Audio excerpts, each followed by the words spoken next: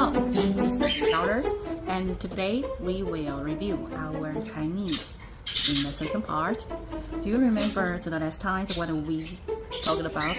It's the four tones, right? And the first tone is Mao, and second tone is Mao, and the third tone is Mao, and fourth tone is Mao. Okay, so today we will review the fifth tone. What is the fifth tone? Fifth tone is the light tone.